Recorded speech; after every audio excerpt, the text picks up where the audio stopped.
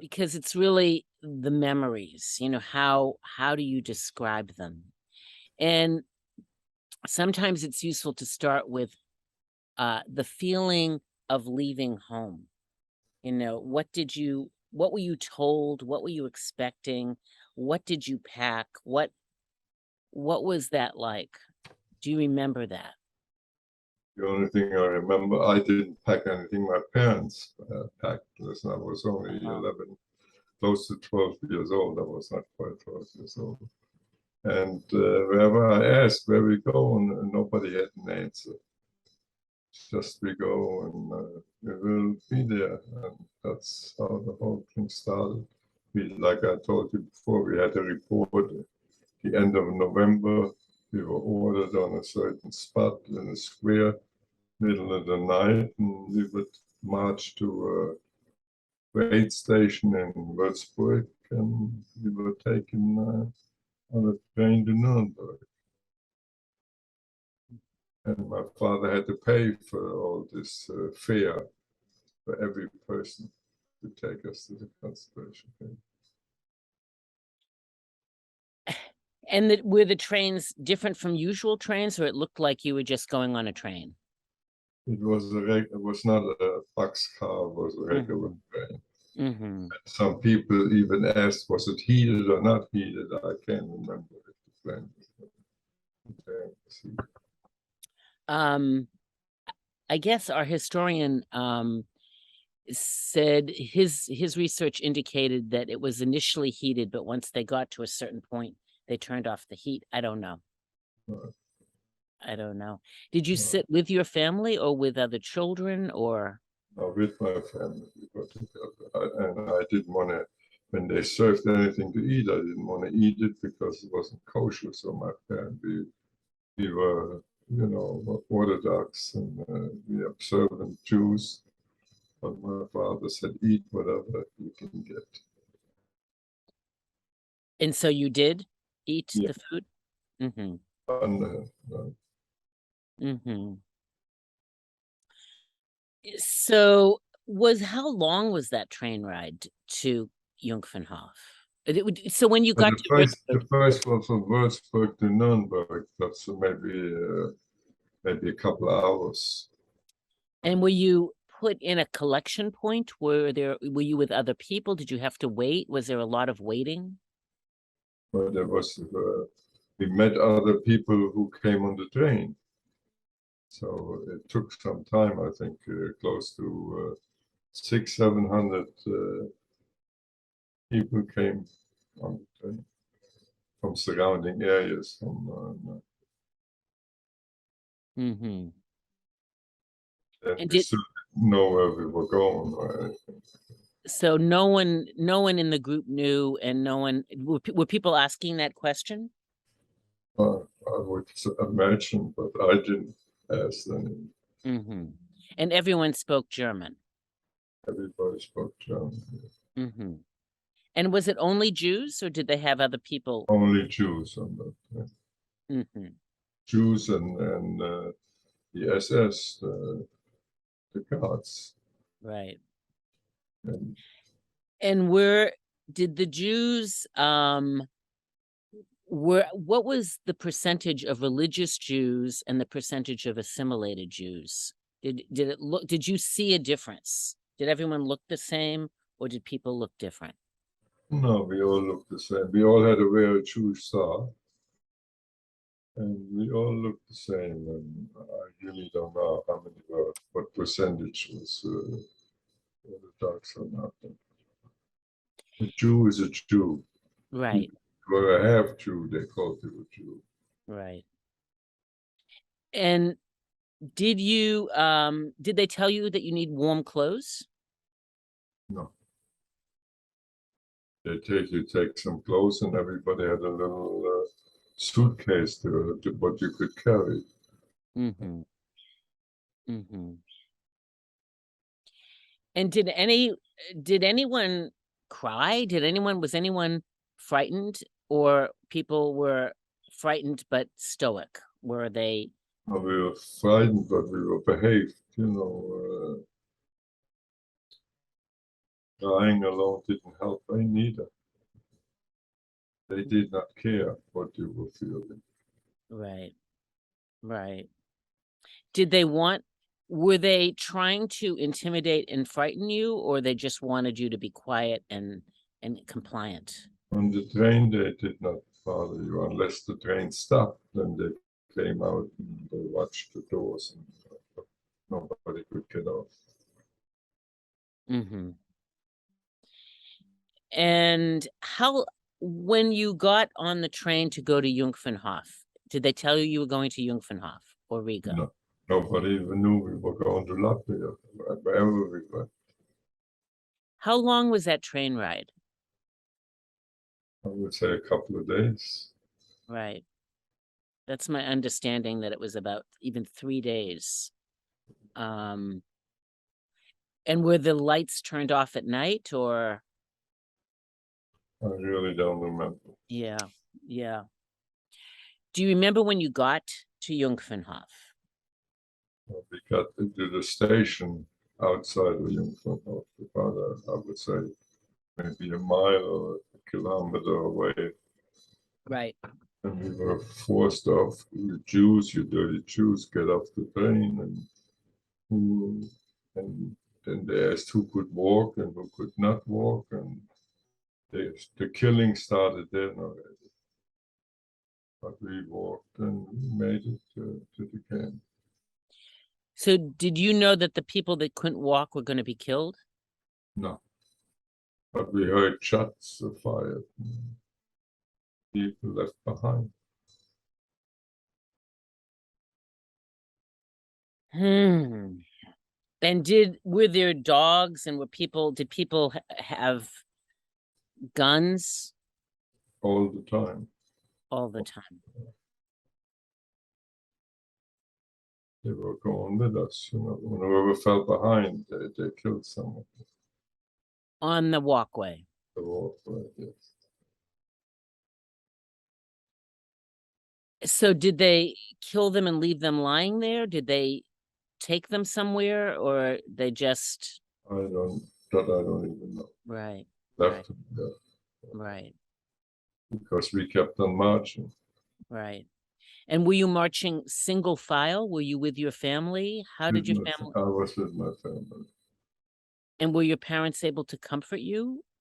Or were you able to comfort your parents? But they tried, but you were scared then. Right. You know what was coming. I mean, we didn't know what was coming. Was it day or night when you walked to Jungfernhof? Daytime.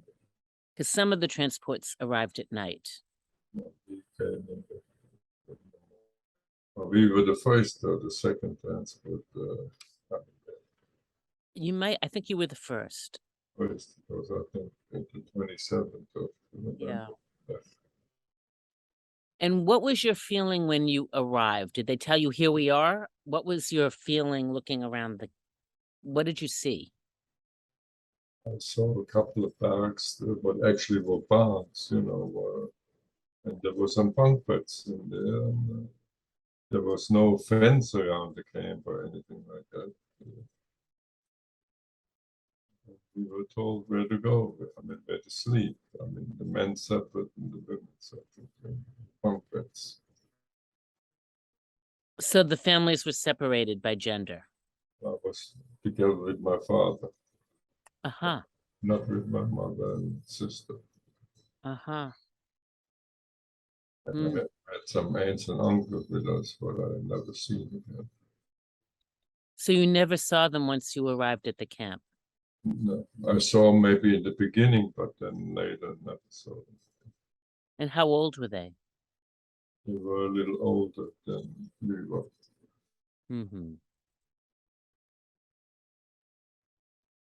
My father was 45 years old, and my mother was, she was born in 1902, and was 40 years.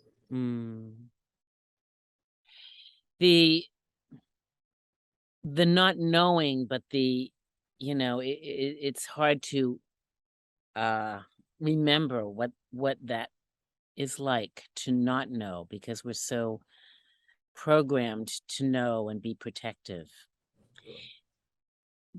When did you realize that, when did you decide that you were going to survive this? Was this an internal conversation you had with yourself?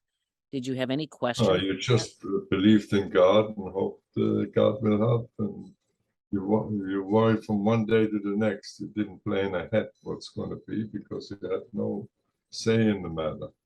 Right, So you right, hoped every day for the best. right. After a little while, I didn't know what day it was or anything like this. But there were people that did keep track of the days in the Jewish calendar. I don't know how.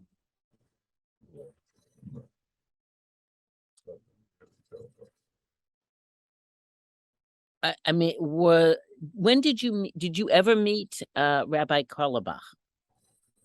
Did I meet him itself? Yes, I saw him, and I saw the son who just passed away. I saw him here, even in the United States, a few times. Mm-hmm. They had a meeting of the Riga Mm-hmm. survivors, so he was there a few times. Mm-hmm. Mm-hmm. Yeah, I tried again to reach out to his daughter. No answer. No answer. I invited her to write a eulogy. I don't know. But I think, I think that everyone copes differently with this history and has a different way of dealing with these feelings. Yes, and I have a cousin who was a big rabbi too, very, very Orthodox. For a German Jew to go near yeshiva in Poland was something like, not heard of, but he went to near yeshiva and he survived the war. They went from Poland to Shanghai, and he had, from after the war, they came to the United States and they opened a yeshiva here in Beta Talmud in Brooklyn. And he was one of the heads of the yeshiva, and he had 8 children. And when he passed away, he wrote in the obituary he had 4 sons and 4 son-in-laws. The women never were mentioned. Wow. Yeah. And he had maybe like 70 some grandchildren. Hmm. Yeah, that is also tradition. Right, right. So that's why you say maybe she don't want to answer. She don't want to. Yeah. Yeah. Yeah. Maybe that might be the explanation. Yeah. So when did you start to feel hungry at the camp? Hungry after a few days. He felt hungry every day. He did not get much to eat. Mm-hmm. There, so in each of the bunkers, I thought I heard there were separate kitchens for each group. I really don't know. Right. I mean, it's a farce, a kitchen, because obviously. Isn't all they served was soup or something like that? Some bread. Right. Soup was not a tasty soup. Right? Right. And what was a day like there? Did it start with a roll call? This is one of the earliest camps in the history of the Holocaust. And how quickly did they create fall into the kind of traditional roll call experience? You had to get up early in the morning. When you woke up, you were covered sometimes with snow because it was a barrack, it was a barn, and we were counted, whoever was there. And then you had to do some work. Like there were bodies all over the place, dead bodies, and there were no graves or anything like that. So we had to stack up the corpses like firewood, and because there was winter time. And in the spring, they came with the army, and they dynamited some holes, and then we buried the people. And as the transport came in, they disappeared. The people disappeared in the woods, and they put them in trucks with the exhaust pipes and were gassed and or shot. I mean, they looked at you the wrong way. They shot you while there were no toilets, and there was outside some holes in back of the barn, and there was a like a 2x4, and you sat there. If they came in and they saw you, I mean, not came in, was wide open, they pushed you in or they shot you and you fell into the cesspool. I saw that. And if you couldn't get up because it was so bitter cold, they killed you too. So every day was filled with murder. In the beginning, till no more transport came in. Like some men, they took away the sellers' pills. Some people, they worked there, you know. And did you figure out early on what the system was to survive? Did you know when they were selecting people what they were looking for? Not really.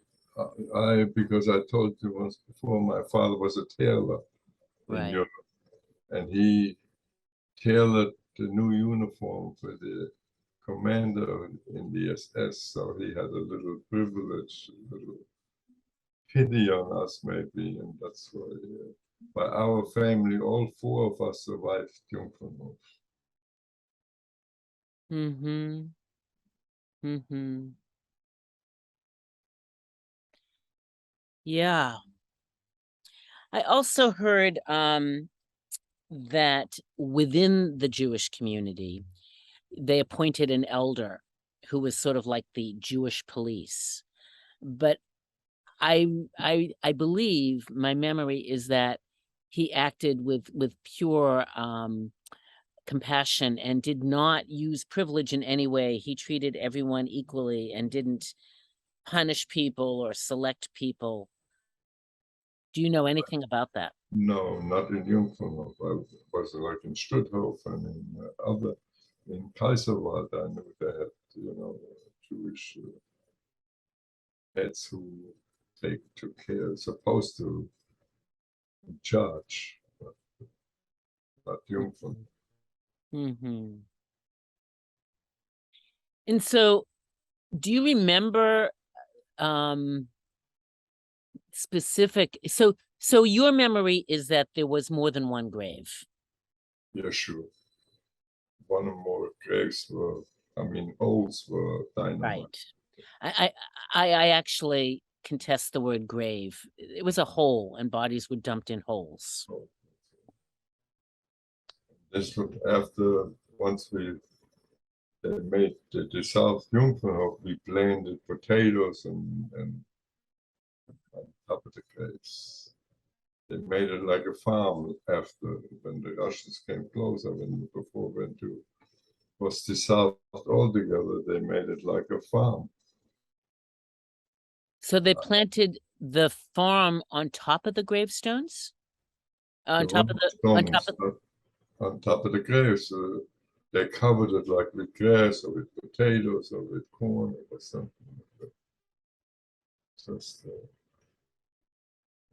like I told you once before, I was the shepherd. They brought in some sheep and some cows and make it look like a farm. Mm-hmm. Mm-hmm. So not only was there murder, there was constant deceit and deception and, Right. and pretending and lies. Do you remember Dunamunde, when they took 12, like close to 2,000 people from the camp to the forest to kill them? It was in March. So it must have been that they dynamited the holes first for the graves, and then Right. they took people right soon after. But people disappeared as the transport came in. the next day or 2 days later, the people, most of them were gone. They kept a few men who were able to work or young, and the rest, they disappeared. Mm-hmm. Yet nobody knows. Into the woods. Mm-hmm. There's a few graves around, not only Jungfernhof, in Rumpel, places. Right. Right. And do you know what happened to when you planted? Did you plant some of the potatoes and the corn and Yes, yes, yes. And we even ate some of, instead of putting them in the ground, the potatoes, we ate some raw potatoes, just the hungry. of course? But do you know what happened to that produce? Was it ever, were people allowed to eat it, or did Germans take it, or what happened We to it? were not there anymore. Uh-huh. So the planting really happened, and then the camp was disbanded. Right. Were there any moments? So why were you not bar mitzvahed? I was what? Why were you not? You were not bar mitzvahed there. No. Is that Because because? there was no Jewish service. And I, like you mentioned before, Herbie was bar mitzvah. I do not remember this, that he was bar mitzvah. Yeah. Yeah, I asked him. He said he learned his portion and that he couldn't remember if it was 10, 20, or 30 people. And I don't know how the Germans would have allowed 30 people to gather. I don't think so. Neither. I didn't hear. I know there were some services in the ghetto in Riga, Right. but in Jungfernhof I did not see any religious service. I was also told that Rabbi Karlebach, sometime in March, that they tried to cook matzah for Passover. Nothing I know about. Mm-hmm. Do you have any, what was it like to become a shepherd? Your family was still together. Right, it was a job. You had to do whatever they told you to do. I mean, there were no fences around there. You could go wherever you go, and you had to walk out in the morning with the sheep and some cows, and we spent the day out on the grounds. That's all. But did they produce milk? Were you allowed to drink any of that milk? No. Mm-hmm. Were there any moments where you have a fond memory? I told this story before. We walked down. Herbie was with me also that time. A certain woman came out, and when she saw us coming, she put some food down on a little brook. But we never, I mean, seen the woman from far away, never close or spoke to her. And every day we came, she put some food out for us. And when I went back to Jungfernhofen, I looked for that spot, but I couldn't find the spot. So Herbert said that actually when he was, the shepherd and working with animals, that it was almost a mile outside of the camp. Yeah.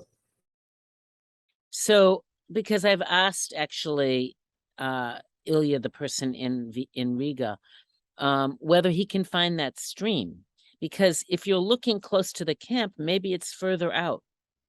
I don't think it was a mile, but it was. I asked the fellow who took us, when I went back with my wife, and I mean, we found where the camp was, but nothing was standing there anymore. And we asked a few people, and nobody knew anything about it. Mm-hmm.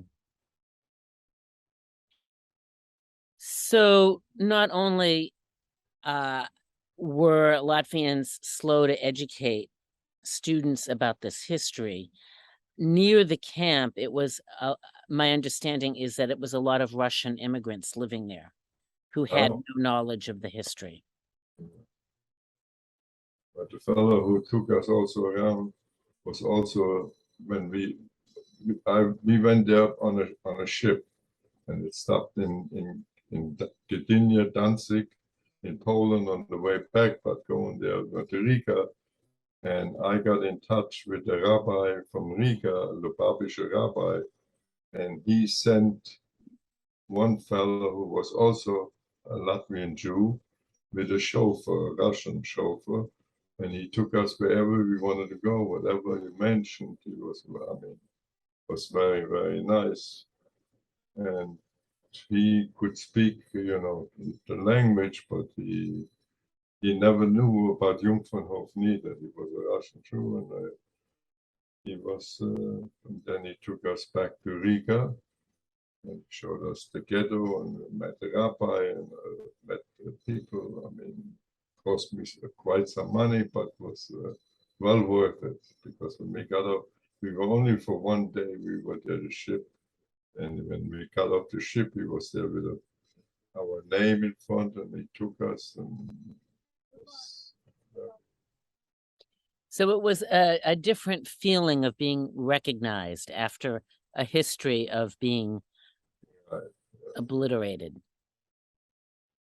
And the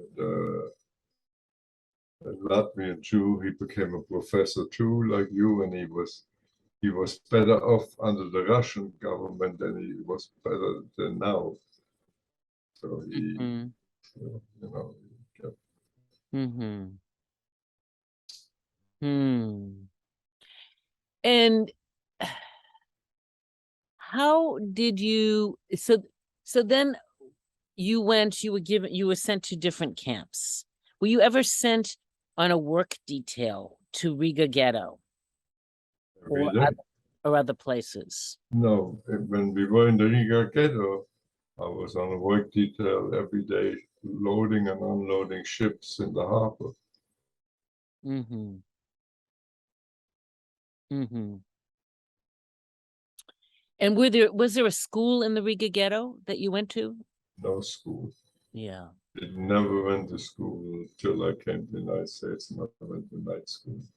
Mm-hmm. Mm-hmm. So you know, it's years taken out of your life, and those are formative years. I had no youth. I mean, I had no childhood, basically. Yeah. Since I'm 15 years old, I'm alone.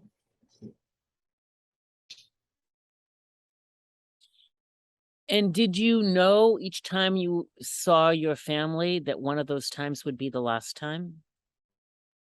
I didn't get that. Did you anticipate losing your family? Did you know that it was going to happen? You knew it and you expected, but you hoped it will not happen. You know. We were together even in the ghetto. You gotta have a little luck. You gotta have muscle. They're different in the ghetto, were different sections from different towns. And we had an uncle who was from Düsseldorf. You know, Düsseldorf is a town in Germany. Yeah. And he was a Chassan. He was a Kender. And he was in charge of that section. So he made sure we lived in his section when we came to the ghetto. So that helped a little bit. Also, we stayed all in one room, and we all had to work. I mean, my father was no tailor, like we were forced labor every day. Right. Everybody had to do labor. Right. Hmm. But how was the presence of your family supportive in terms of your ability to wake up each day and face each day? What did it mean to have family near?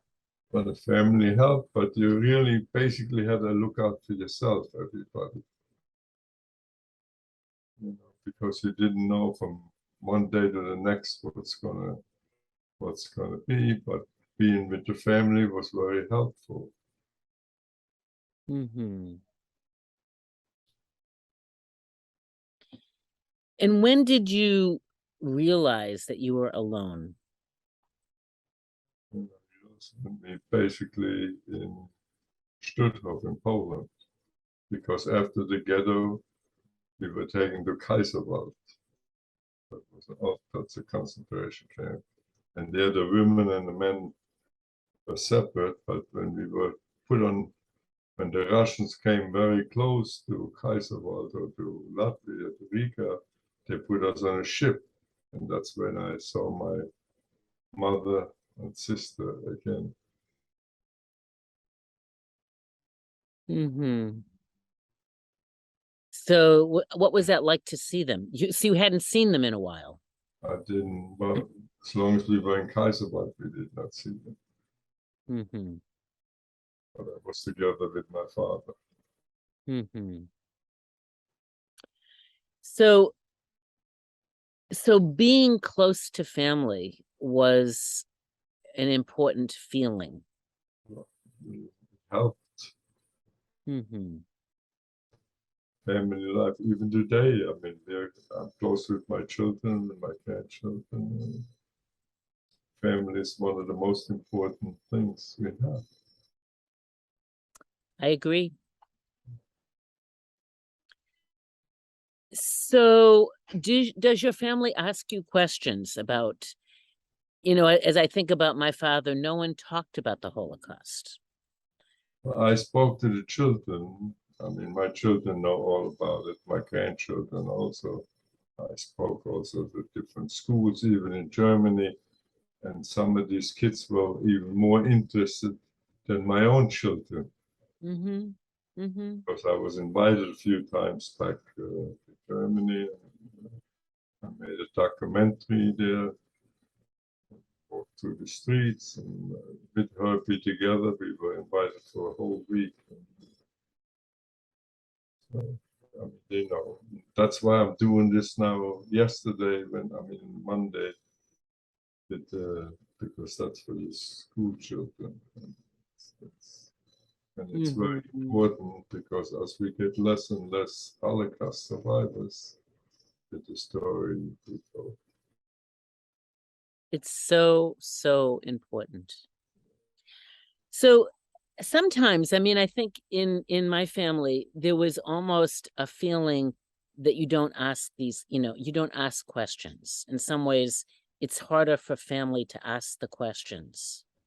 Are there questions? What do you think the most important question is to ask a survivor? How come you survived? That's one of the questions. Mm-hmm. And then, in my opinion, you have to believe in God. That's why you had to, from every day to the next day, where one person is different than the other. Now everybody is the same. Like coming back to Herbie, he doesn't believe in anything. I told you a story once before. He had bladder cancer and he was in Sloan Kettering. And every Friday, a rabbi comes in and wants to wish you a good Sabbath. And he chased the rabbi out of the room and says, "Where were you when they killed my parents?" Mm-hmm. And he don't believe, he don't very seldom goes to synagogue. And I go nearly every day. Mm-hmm. People don't understand that, Each person has a different idea. Mm-hmm. Mm-hmm. So how do you answer that question? Where was God? That's a good question. I still don't know. And Yeah. nobody. Yeah. What happened to the Jewish people to kill 6 million of our people. So where was God? But then there's the word beshared. You never know, but Right. Right. No, I remember my grandparents would write that into every letter. yeah. And they would also write after my father's name. This is before they were deported. They would write long life. Did you have nicknames that your parents called you? Were there moments of private affection? Really. I have a middle name. My middle name is David. That's my Hebrew name. Mm-hmm. Mm-hmm.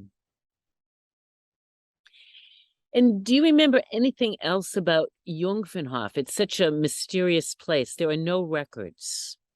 No, but the thing is, like you mentioned before, I do not remember a lake there. I remember the river Dina, but I did not remember any lake. So it was a pond. So it's not big. And I have to ask Pete Stern again because he remembered it. But Ilya said, but he was only there for a month. But Ilya said that he thought it didn't exist, that it was dried up and that it wasn't there. Don't remember. But that Stern, first, he's younger than me, He right? was 6. So hard, very hard to remember. Right. Right. So you don't remember roll calls that you had to stand in a group? Not really. And you don't remember when they took all those people away? Seems like more than half the camp was removed in one day. But in the end, were only 27 people left. 27 people. Right, of our people. Because I thought the camp closed. I thought after Duna Monday, there were 400 people left. And then at the end of the camp, I thought that there was 148 survivors. No. As I know, 27. Unless what happened was some of the people were sent to the ghetto earlier and then they survived. I don't know. I don't know how they came up with that number. But we were the last ones to leave. And when you left, what was the feeling that you had? You didn't know where you were going. They never told you anything like this, and you really didn't know what to expect. Right. And when you went to each place, did you ask questions? What's going on here? No. There was nobody to ask. The only one, my father, but they didn't know neither. So was it safer to not be curious? I think so. And what was the feeling every day? Every day that you were still alive the next day. And did you feel a sense of gratitude or a sense of pride or a sense of fear? What was Well, you had fear every day. That's something because you've seen so many corpses and so many dead people. So you had a hope that you were not one of them.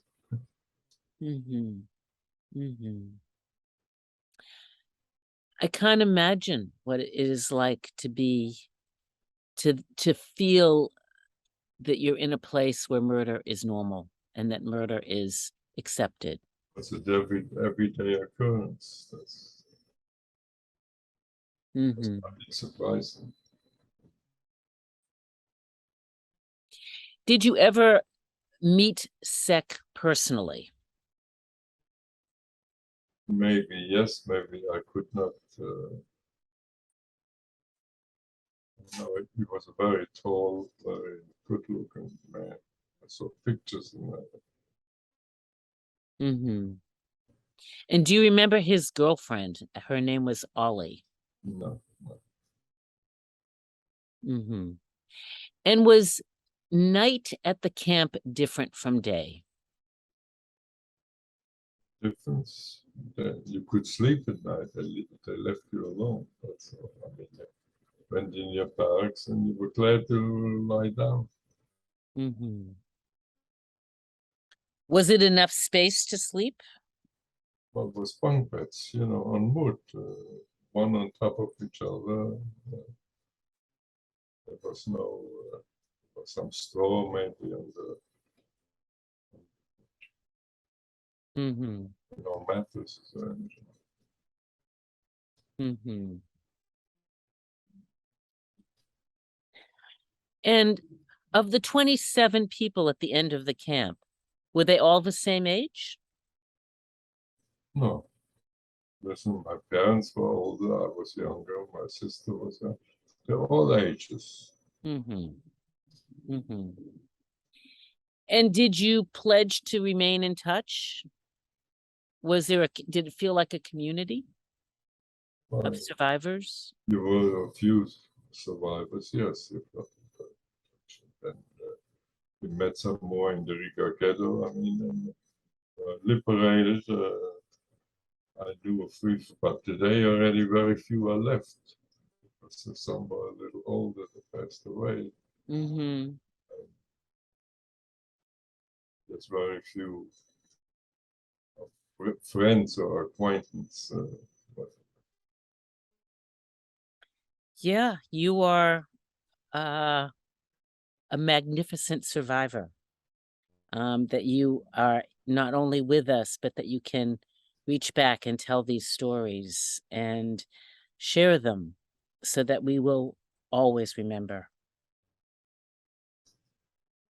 I see your wife is behind you. She's sitting down behind. I want to ask a question. Married 66 years. It's a beautiful thing. So you mentioned that your wife says you're tough. Yeah. What does she mean by that? What's tough about you? She says, I have no feeling.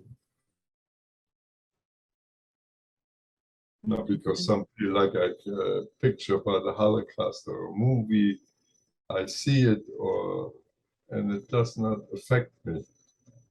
Mm-hmm. Like I went to when the Holocaust Museum opened in Washington D.C. and we were back from our way back from Florida. We had a home one time for 30 years, also a home in Florida.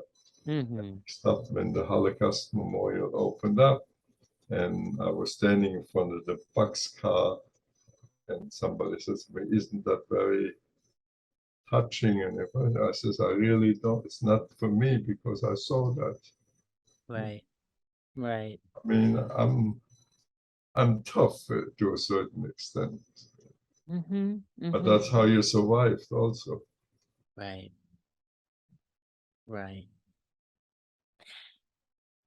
I wonder, that would be almost the right place to end this interview. Is there anything else you want to add?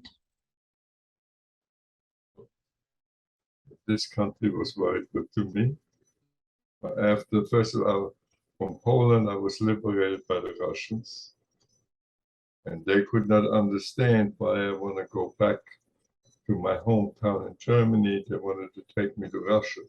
They were very good to us when we were liberated. Mm-hmm.